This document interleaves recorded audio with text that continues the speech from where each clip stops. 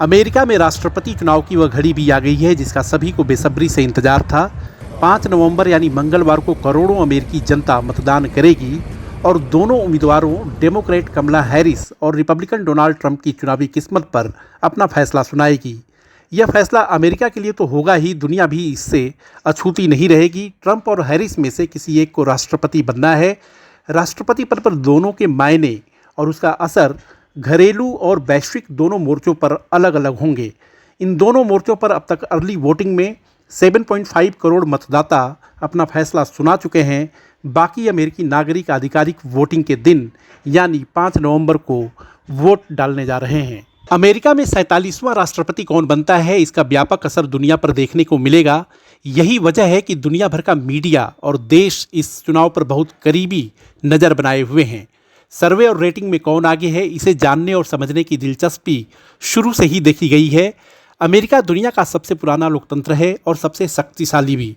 हालांकि विगत दशकों में उसकी ताकत में थोड़ी कमी जरूर आई है, लेकिन आज भी आर्थिक एवं सैन्य मोर्चे पर वह सबसे मजबूत है, इसमें कोई संदेह नहीं है। दुनिया को चलाने वाली यूएन, IMF, बड़े बड़े NGO समेत जितनी भी बड़ी संस्थाएं हैं, उन सभी पर उसकी पकड़ और प्रभाव है। बिना उसकी मर्जी और रजामंदी के किसी भी देश को काम करना मुश्किल है। वह आज भी दुनिया का चौधरी है। दुनिया के लिए अगले 4 साल कैसे होंगे, हैरिस और ट्रंप में से कौन राष्ट्रपति बनता है, यह इस बात पर निर्भर करेगा। पहले कमला हैरिस की बात करते हैं। कमला डेमोक्रेट हैं और अमेरिका में मौजूदा समय में डेमोक्रेट पार्टी ही सत्ता में है। यानी हैरिस के राष्ट्रपति बनने पर अमेरिकी सरकार की घरेलू और वैश्विक नीतियों में बहुत बड़ा या आमूलचूल परिवर्तन देखने को नहीं मिलेगा।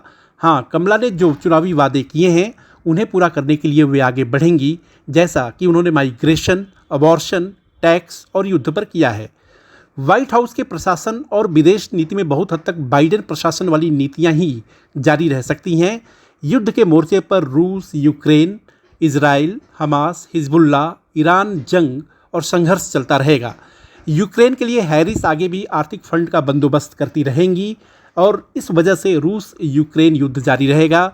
इस जंग और संघर्ष के जो दुष्परिणाम दुनिया भुगत रही है, वे हैरिस के कार्यकाल में और तेज हो सकते हैं। हालांकि चुनाव प्रचार के अंतिम घंटों में अरब और मुस्लिम वोटरों को अपनी तरफ खींचने के लिए हैरिस ने गाजा में हमले रुकवाने का वादा तो जरूर किया है, लेकिन बेंजामिन नेतन्याहू उनकी बात सुनेंगे कि नहीं, यह बहुत कुछ उनके रुख पर निर्भर करेगा। दुनिया के सामने सबसे बड़ी चिंता रूस यूक्रेन युद्ध, इजराइल हमास, हिजबुल्ला, ईरान संघर्ष ही है। यदि युद्ध और टकराव नहीं रुकता है तो इसका दायरा और बढ़ेगा। फिर दुनिया के सामने समस्याएं और चुनौतियां ज़्यादा विकराल रूप में सामने आना शुरू हो जाएंगी।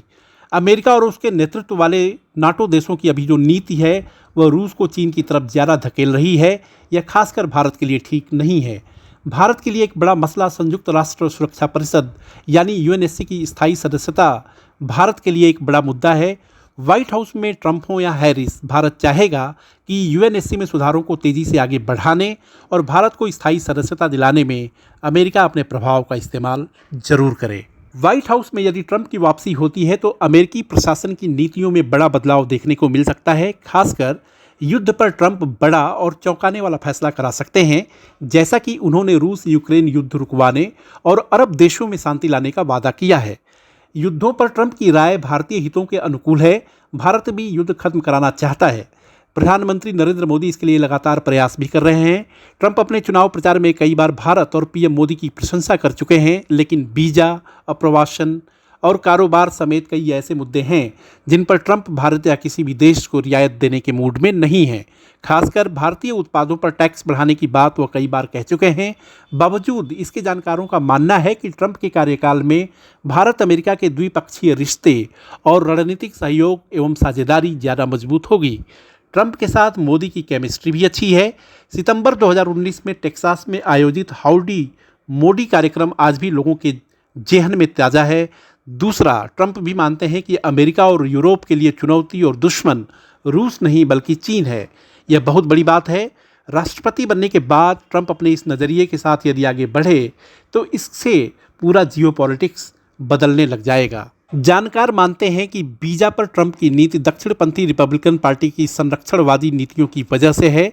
भाजपा भी दक्षिणपंथी पार्टी है। ऐसे में माना जा रहा है कि ट्रंप अगर वापसी करते हैं तो कारोबार के मसले पर भारत और अमेरिका के बीच भले ही थोड़ी खींचतान रहे, लेकिन बदले हुए वैश्विक परिदृश्य और सत्ता समीकरणों को देखते हुए ट्रंप भारत के लिए ज़्यादा मुफीद साबित होंगे। लेकिन यह तभी संभव है जब ट्रंप चुनाव जीतें और सत्ता का हस्तांतरण शांतिपूर्ण तरीके से हो जाए।